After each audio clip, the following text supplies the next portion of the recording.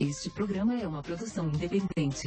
Todo conteúdo veiculado é de inteira responsabilidade de seus produtores e idealizadores.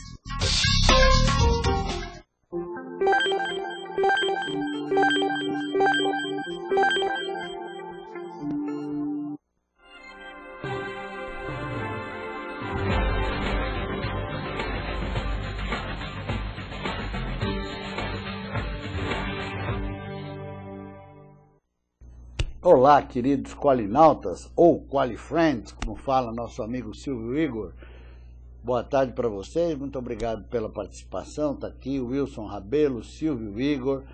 Wilson hoje teve algumas complicações aí de locomoção e outras coisas ligadas à prioridade junto aos seus clientes. Infelizmente ele não vai poder estar aqui conosco, pessoalmente no estúdio, mas estará, vocês já viram que ele estará no chat aí, muito ativo. O tema de hoje estava previsto uma programação, tivemos que também mudar um pouco em cima da hora, mas não tem problema. Aqui vocês sabem que no Q3 nós temos assim o prazer de estar sempre conversando com vocês sobre temas voltados para gestão.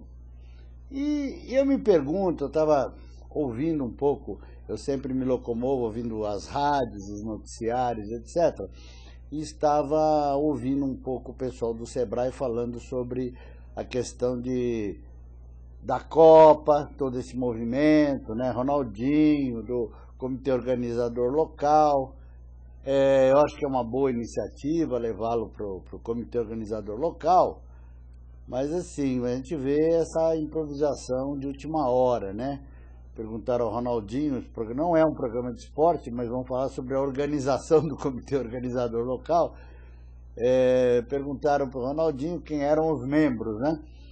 E do comitê organizador. Ele falou, tem mais dois aí, que eu não sei quem é, se você quer se candidatar, perguntou para o jornalista. Quer dizer, na verdade o comitê organizador local tem como presidente o Ricardo Teixeira e o segundo membro o Ronaldinho. O terceiro ainda não estava definido, pelo menos enquanto ele estava dando a entrevista. Eu acho que quando a gente fala de assumir uma responsabilidade do tamanho como esta, de organizar uma Copa do Mundo, a gente não pode ficar fazendo... pode sim improvisar, pode tomar iniciativas que é muito comum aos nossos brasileiros, mas tem que ter uma certa estrutura. O comitê organizador local é um fórum, né, desta governança, que já se sabe que ele tinha que haver, já se sabe que ele tinha que existir, faz parte da governança da Copa, né? E o comitê organizador local tem uma série de atribuições, das quais o Ronaldinho precisou lançar a mão do seu contrato para ler as atribuições. E eram tantas que ele nem sabia ler direito, ele nem sabia o que elas significavam. Então, assim, a gente fala em analfabetos funcionais no Brasil sobre aquelas pessoas que não sabem entender aquilo que estão lendo. Quando a gente vai levar esse termo um pouco mais a fundo, a gente devia acrescentar aí aos analfabetos funcionais um número bastante mais expressivo, além daqueles que já estão nas estatísticas, que são as pessoas que leem, mas não sabem o que estão lendo, mas isso numa leitura provavelmente daquelas que você vê aí nos textos, né, primários de interpretação de texto. No caso aí, eu estou indo um pouco mais além. Tem uma série de atribuições como estabelecer níveis de auditoria, cuidar de contas, estabelecer vamos dizer assim, as metas e controlar essas metas. E eu acho que realmente, de vez em quando, a gente precisa ter um pouco mais de profissionalismo, né, no trato dessas coisas que, apesar de ser uma iniciativa da CBF, são coisas públicas, né? Faz parte do bem cuidar da coisa pública. Ainda que não seja um órgão do governo, quem interage com as coisas do povo e fala em nome do povo, não é? Como ele falou, que o objetivo dele é para fazer as pessoas a terem orgulho da Copa, então ele está falando em nome do povo brasileiro. Então essas coisas elas têm que ter um nível de responsabilidade um pouco maior. Não estou criticando a iniciativa, não, estou só analisando um pouco a constituição desse órgão, não é?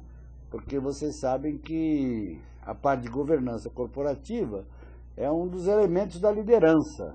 Lembrando do modelo de gestão, você tem liderança, que se desenvolve em termos de competências, né? Competências da liderança.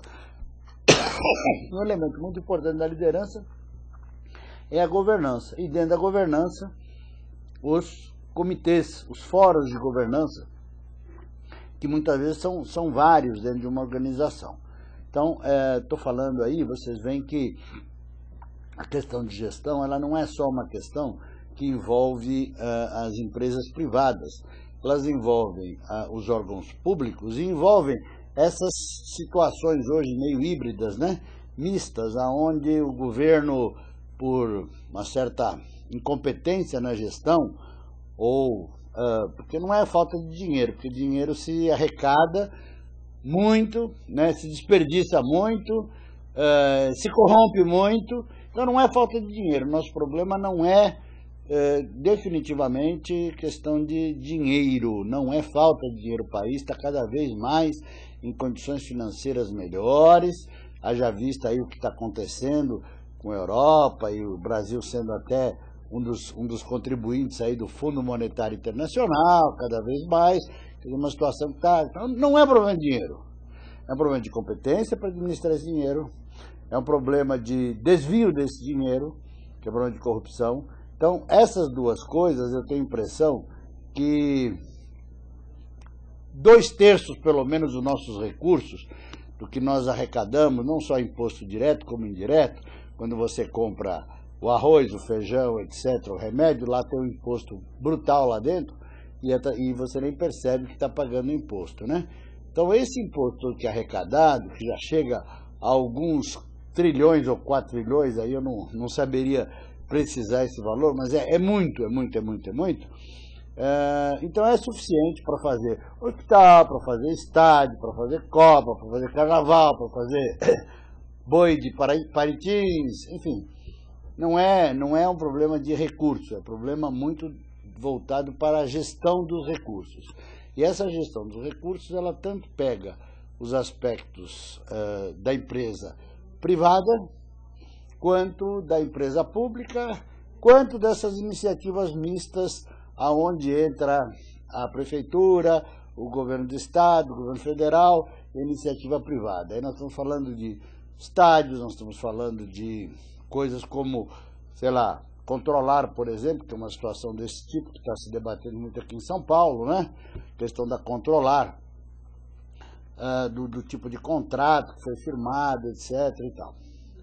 Essas coisas têm que ser olhadas realmente com muito mais acuracidade. Isso não quer dizer que eu até participei uma certa época da montagem dessa estrutura.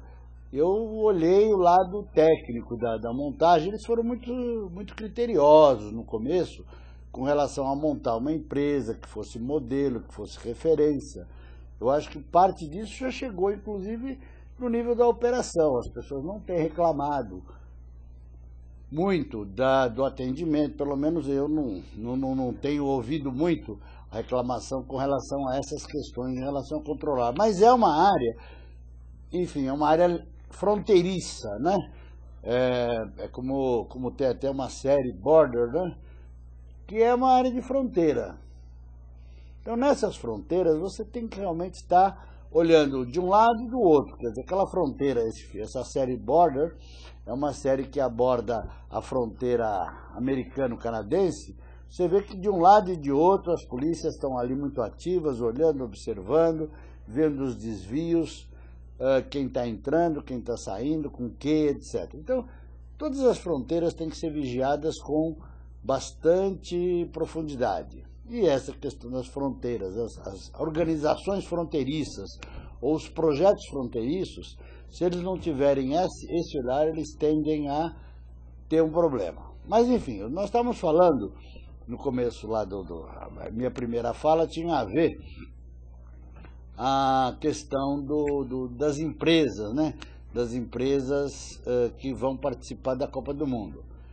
E aí a pessoa do Sebrae falava um pouquinho assim, talvez nesse momento as pequenas empresas não estejam participando, né, dos estádios, das construções, não é? Das grandes iniciativas. Mas assim que essa fase terminar, entra o papel das pequenas e médias empresas. Realmente é verdade. Quer dizer, não vejo nenhum problema dos grandes estádios serem construídos pelas grandes organizações, parece que elas existem.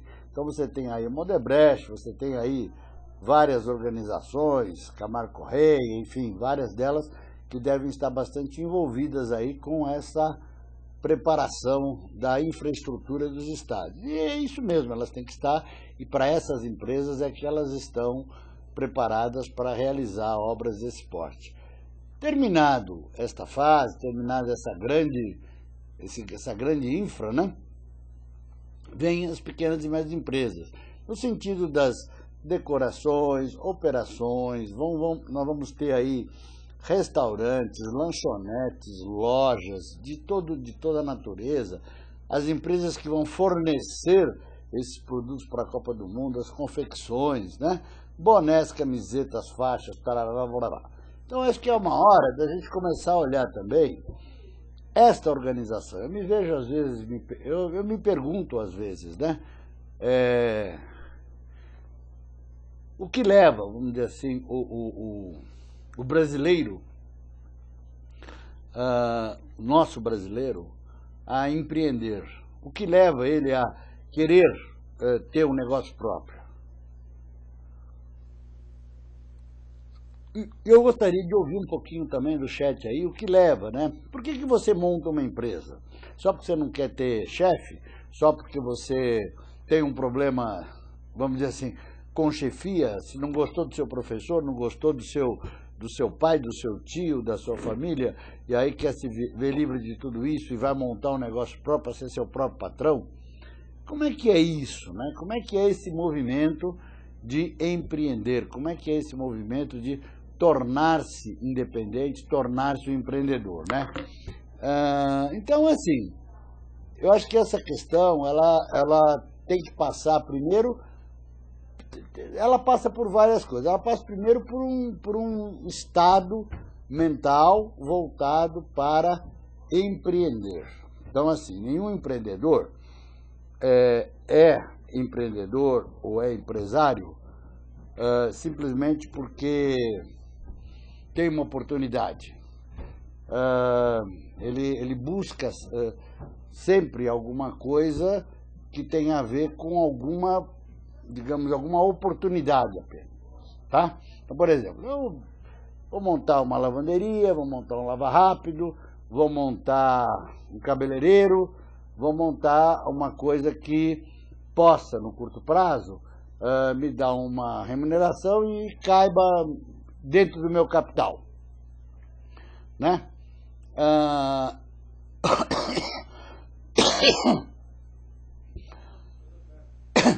Aí o Wilson está colocando aqui que nós deveríamos, nesse comitê que eu citei, homens de negócio envolvidos. Infelizmente, Wilson, eu acho que nós não temos por enquanto, não. Com certeza, sim, devíamos ter homens da iniciativa privada e devíamos ter homens do governo. Porque, por exemplo, como é que um comitê organizador dessa natureza pode tomar decisões em relação à segurança? Pode tomar decisões em relação, por exemplo, a essa lei da Copa do Mundo? Tem uma série de coisas que esse comitê está muito... Ricardo Teixeira e Ronaldinho poderiam até fazer parte desse comitê, mas, gente, isso não é muito pouco ou quase nada. O que eu tenho notícia, mas é pura especulação por enquanto, é de que a formação desse novo ministério que a Dilma está prometendo aí deve estar sendo articulada junto àquele grupo lá, que participa o Gerdau, que participa a Luiz Helena, lá da Magazine Luiza, mas é especulação, não tem nenhuma informação mais profunda não. Mas eu acredito que sim, porque é o mínimo que ela pode fazer, é trazer, através deles, esses empresários, para uma postura melhor. Eu assisti ontem uma entrevista, parece que foi aniversário, do nosso querido ex-presidente do Banco Central, presidente do Boston, Henrique Meirelles. Para mim não faz o menor sentido esse homem estar fora desse governo da Dilma, ainda mais que Palocci saiu, não é? Quer dizer, faz todo sentido para mim que ele faça parte desse governo. Ele é um executivo, ele é empresário de alto coturno, um especialista, sabe? Precisa acabar com esse negócio só de partido, porque os partidos é isso que vocês estão vendo aí, né? Aí o Wilson está dizendo que o senhor Gerdau saiu até na Isto É essa semana. Então, eu não sei exatamente o que ele estava falando, mas provavelmente ele deve estar falando de eficiência, de produtividade, a importância do país se tornar mais competitivo. Mas eu queria ter alguma coisa que ele fale sobre o governo. O Gerdau é um exemplo, né, de um brasileiro que se dedica ao país. Ele tem se dedicado ao país como vários outros, não é só ele, mas ele é um exemplo, né, ele sintetiza esse empresário que cuida do seu negócio, mas também leva a sua experiência para outras situações no país. Eu sei que com a criação do Movimento Brasil Competitivo, o objetivo era exatamente de facilitar para que o governo tivesse acesso a metodologias de gestão, etc. Muitas vezes, o governo até tem acesso às metodologias. Em qualquer seminário que você vá, nacional ou internacional, mais da metade, ou quase a metade das vagas são preenchidas por turma de órgão público. Ou é Petrobras, ou é todas essas Infraeros da vida, enfim, toda essa parte governamental. Eles preenchem pelo menos metade dessas vagas, o que é muito bom, excelente, eu acho excelente que haja uma burocracia preparada e qualificada. Agora, quando volta, aplica? Quando volta para os seus lugares, tem energia para aplicar? Eu acho que é isso que a gente está de vez em quando colocando em discussão, que precisa haver um pouco mais de energia, um pouco mais de direcionamento, etc. Eu tenho tido aí eu tinha algumas restrições, né, a escolha de Dilma, mas enfim, estou vendo aí que ela pelo menos, em algumas situações, quando a decisão tem a ver com decisão técnica, me parece que a decisão dela é melhor do que as decisões políticas. Então, assim, e o pessoal fala, mas ela trava muito, mas é isso mesmo, se não tem ninguém para preparar, se ela não tem confiança em quem prepara o terreno, ela tem que realmente se certificar de que ela tem que ir além da página 2, né? Não pode simplesmente ir assinando tudo, porque eu acho que ela é uma pessoa responsável. Então, nesse ponto, eu acho bacana. Mas ela podia dar mais um passo, trazer para o governo, como está acontecendo agora na Itália, um quadro técnico um pouco mais qualificado em gestão das coisas públicas. Esse negócio de deputado e senador virar ministro e simplesmente não ter a responsabilidade com o que está administrando, se esquecer, ter memória seletiva, ter memória curta, que é isso, não pode. Isso aí está faltando um pouco de responsabilidade nessa turma que está lá em cima. Então, gente, tem gente olhando, tem gente observando, estamos aqui falando sobre isso, né? Bom, voltando à questão, tirando todas essas coisas que talvez não se possa resolver nesta geração ou neste curto prazo. Essas empresas estão se preparando para gerir as suas produções para entregar na Copa 2014? As tecelagens estão se preparando em termos de padrões, em termos de gabaritos, em termos de equipamento, maquinário, treinamento pessoal, para produzir na quantidade que está prevista, no consumo que está previsto? Será que a gente vai ter alguma dificuldade, por exemplo, de hotéis, taxistas, serviços, restaurantes? Será que sim? Temos que nos preparar. Na verdade, essa questão da Copa e Olimpíada, ela na verdade são grandes desafios que se apresentam para que sejam superados, não para que se faça um papelão. Elas são desafios que têm que ser superados. Então, assim, é como você faz um rally ou uma corrida de obstáculo, né? Você tem lá as dificuldades exatamente para você superar as curvas. Não é para você cair fora da curva. As curvas existem para você, vamos dizer assim, desviar, né? E não bater na árvore nem cair no precipício. Então você tem que ter um navegador preparado e um piloto preparado para poder seguir o rally adiante. A mesma coisa também com relação a esses desafios, Copa do Mundo, Olimpíada e outros que estão aí pela frente que a gente tem que superar. Porque o pessoal acha que nós tivemos aí uma situação muito favorável, e realmente foi muito favorável. No começo eu até tinha alguma dúvida sobre essa questão que o Lula começou a colocar de Bolsa Família e tal, e no final depois eu concluí que na hora que ele coloca essa questão de pôr o dinheiro, né, pôr o dinheiro na mão do povo, ele está aumentando, na verdade, a alavancagem da economia. Isso aí, bacana. Olha aqui, ó, tá aqui o mestre Wilson já. Obrigado, Wilson. Blog de Fernando Augusto Botelho. Jorge Gerdau vai assumir o cargo no governo Dilma. Não sei se nós estamos aí com o VNC no ar. Tá no ar? Não, né? Mas eu vou ler aqui para vocês. Jorge Gerdau vai assumir o cargo do governo Dilma. Então, parece que é oficial mesmo essa posição. Ele, depois de ter recusado vários convites para trabalhar em diferentes governos, o empresário Jorge Gerdau, Juan Peter, finalmente aceitou o convite da presidente Dilma Rousseff para assumir o cargo na sua administração. O empresário será o coordenador da Câmara de Gestão e Competitividade a ser criada nos próximos dias por Dilma. Olha, é importante. Agora, essas câmaras não podem ficar só com o caráter, vamos dizer assim, de análise, de recomendação. Elas têm que ter um pouco mais de caráter executivo. Elas têm que ter um papel um pouco mais, como teve no passado, né, os grupos setoriais, né, que a nossa ministra, que eu não estou lembrando agora o nome dela, mas aquela ministra que coordenou as câmaras setoriais, tenha assumido e realmente fez um papel importante, criando esse ambiente mais favorável. Na verdade, tudo isso foi meio herdado, né? Quer dizer, quem assumiu o governo herdou tudo isso, né? Dorothea Werneck, tá aqui, ó, me lembrei. A ministra Dorothea Werneck teve um papel muito importante no começo dos anos 90, com a criação das câmaras setoriais. Depois ficou perdido com o tempo. Agora está aqui na matéria que ele vai assumir Câmara de Gestão e Competitividade a ser criada nos próximos dias por Dilma. A Câmara será formada com a participação dos ministros Antônio Palocci,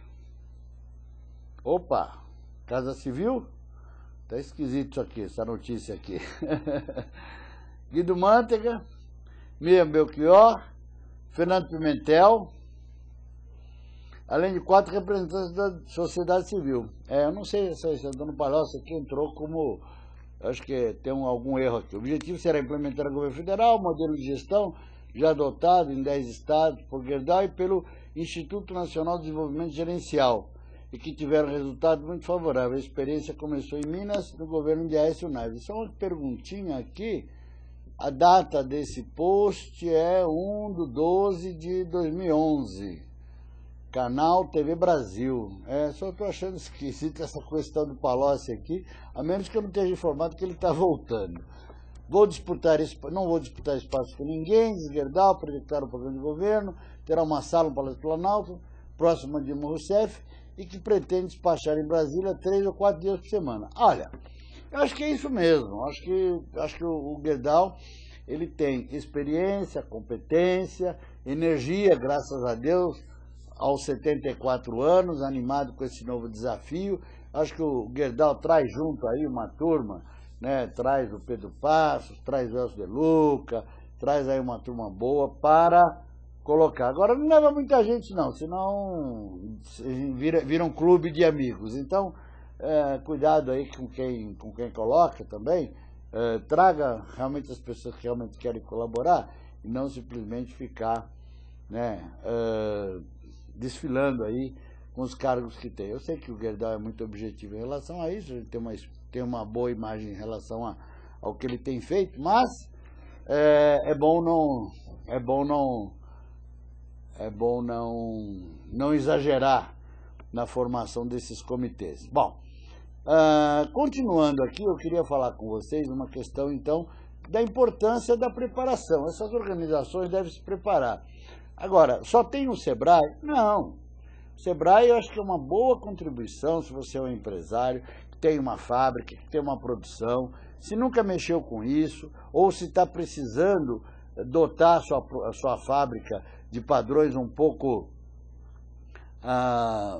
em relação a padrões de competitividade, produtividade, eu acho que o caminho está correto. Agora, aproveita e olha um pouquinho se você não pode fazer por você mesmo. Quer dizer, você tem que cuidar da liderança, você tem que cuidar do cliente, você tem que cuidar do processo, tem que cuidar das pessoas. Isso é o mínimo que você tem que fazer. Então, vamos lá. Em 4 lições aqui, ó. Liderança. Então, não tem jeito. Se você vai montar o seu negócio, você não pode se esconder, não pode dar uma de avestruz, não pode enfiar a cabeça dentro do buraco e ficar escondido lá na sua sala. Não adianta ficar sistema avestruz. Tem que mostrar a cara, tem que mostrar o que você quer, tem que falar com as pessoas o que você quer, tem que compartilhar essa experiência. Segundo, olhar processo. Olhar processo, precisa contratar uma consultoria para mapear processo? Não. Define padrões, define procedimentos, define algumas regras de funcionamento, seja da produção, seja do almoxarifado, seja do faturamento. Olhe para isso no detalhe. Quer dizer, mas não precisa contratar nenhuma consultoria, nenhum especialista, você consegue, com base no que você acha que deve ser. Lógico que você ter um olhar externo de uma pessoa experiente pode ajudar você. Agora, pode ir no SEBRAE, sim, você vai encontrar lá uma boa orientação. Mas se você não tem um SEBRAE perto, se você não tem um SEBRAE, qualquer bom jovem formado em escola de administração sabe fazer um fluxograma, sabe te ajudar. Pegue um trainee, dê um emprego, faça um estagiário, traga alguém com energia jovem, né? Está numa faculdade de administração. Não entregue emprego para ele administrar, não, mas peça coisas específicas. Peça para ele fazer um mapeamento de processo, peça para ele escrever uma norma. Não sei como é que faz. Então pega. Hoje na internet você tem acesso a tudo. Vai no Google, normas de tarará, vai lá ver. Tá tudo vou dizer assim, a maioria do que você precisa está hoje com acesso pela internet. Enfim, vamos olhar aqui o chat. Olha aqui, a gente tem aqui Raul, Silvio, Wilson, Neto, enfim. Converse com pessoas experientes. Meia hora de conversa vira 2 semanas de trabalho aqui. Wilson, você é uma gentileza. Mas, enfim, converse com pessoas experientes, sim. Ouça um pouquinho as recomendações que as pessoas têm. Mas não precisa fazer muito, não. Então, eu falei de liderança, falei de processo. O que é processo? Eu defini as coisas, cada coisa no seu lugar. Se você não quer fazer contratar um grande especialista em mapeamento de processo, faz um bom 5S. 5S, Seiri, Seiton, etc. Pôr as coisas em ordem, descarte, padronização. Isso está na internet também, tem lá. 5S você vai encontrar, né? Um monte de informações sobre isso. Não quer fazer os 5, faz os 2, faz o 1. O que você fizer já está bom. Tudo que você fizer de novo que você não tem é uma inovação. Portanto, não tenha medo, porque incorpore na tua gestão algumas ferramentas novas. Né? Não precisa ser muito complicada, não. Quanto mais simples, melhor. Vai facilitar a sua vida. A gente quer fazer... eu falava com o comandante Rolim, nesses 15 anos que nós trabalhamos juntos, né? Em busca do ótimo não se faz o bom, seu Valdemar. E era isso mesmo. Quer dizer, o ótimo é um estágio, é um objetivo a ser alcançado. Mas vamos fazer o bom primeiro, né? Vamos fazer o bom. Ou como fala meu querido amigo D'Artagnan, né? você me pede o novo, você já fez o velho, eu vou fazer o velho, eu vou fazer o básico. Vamos fazer uma organização básica, fazer a coisa funcionar direitinho. Ah, mas precisa informatizar, precisa comprar um software de ERP. Legal, mas não precisa, porque como é que as empresas funcionavam antes de software ERP? Então, assim, dê o exemplo pela liderança, esteja presente pela liderança. Olhe o processo, quer dizer, organize, defina padrões, defina procedimentos, defina sequências de trabalho. Da forma que você achar melhor. Quer botar na parede, quer escrever uma norma, quer fazer um fluxograma, cada um vai ter um caminho para encontrar melhor procedimento interno para olhar processos. Olhe os clientes, ouça o que os clientes estão lhe falando, ouça, não entenda que o cliente vai reclamar por reclamar, não. O cliente vai falar coisas muito importantes para você.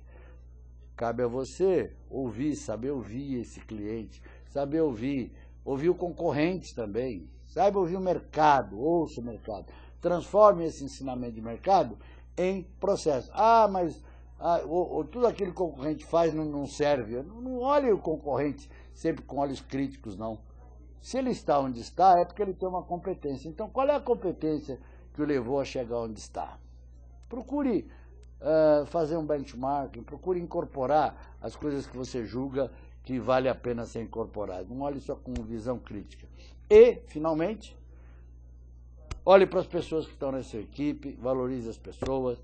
Você vai ter decepções com algumas delas. Isso, infelizmente, a gente às vezes fica tão chateado, né? A gente investe nas pessoas, dá carinho, dá espaço, dá energia para as pessoas, e as pessoas vêm e simplesmente passam que nem um trator sobre você. Não se decepcione. Não se decepcione nunca com você mesmo, com aquilo que você fez de bom. Faça o bem para as pessoas, independente do que você vai receber delas. Então, a única coisa que você não pode é se decepcionar com os outros, até você não vai ter como controlar. Você não pode se decepcionar com você. Então, assim, nunca se arrependa de ter feito aquilo que você fez. Se você fez correto, se você fez alinhado com seus valores, isso é mais importante. Então, esses 4 pontos, liderança, processos, clientes e pessoas, já é uma excelente plataforma para qualquer gestão. Ah, mas é mais complicado. Não, faz isso primeiro, depois vai para o benchmarking, vai para sistema de informação, vai para outros elementos, vai para o planejamento estratégico, vai para o business plan, mas começa no básico, que eu acho que esse é o grande desafio. Pessoal, o programa hoje está um pouco mais curto, nós temos aí nossos convidados, Patrício já está chegando. Quero agradecer a vocês, quero agradecer Wilson. Fala sobre comunicação interna, Valdemar. Comunicação interna. Gente, vou falar um pouquinho só para terminar o programa de comunicação interna. Comunicação interna, esse é um dos grandes desafios. Tem a ver com liderança, tem a ver com a comunicação é o elo que liga tudo isso, né?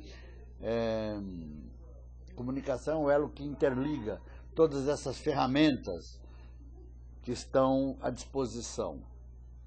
Comunicação interna, ela passa muito pela sinceridade, pela honestidade, pelas regras claras. Você não precisa estar sempre certo, mas você não pode não ser ético, nem passar uma imagem que não está sendo ético.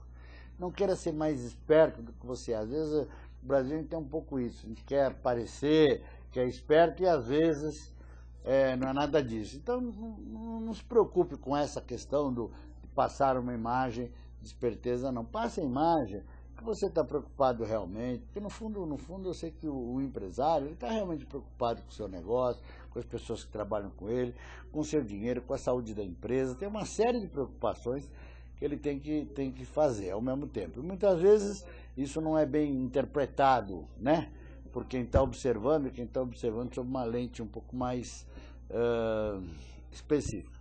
Mas eu diria que a comunicação interna é o desafio. Está aí o caso para nos ensinar aí, a Torre de Babel, que isso é bíblico e é um dos primeiros elementos da história sagrada. além da história do Éden, né, da criação do Éden, da maçã, do Adão, da Eva, tarará, logo depois vem aquela grande metáfora que eu acho excepcional, que é da Torre de Babel, que os homens acharam que podiam chegar ao céu e começaram a construir, então, um edifício que chegaria a Deus. E Deus, para aplacar um pouco esta arrogância do homem, simplesmente alterou as falas, isto é, deu a cada grupo uma língua. A partir daí eles não se entenderam e a partir daí a torre não foi mais adiante.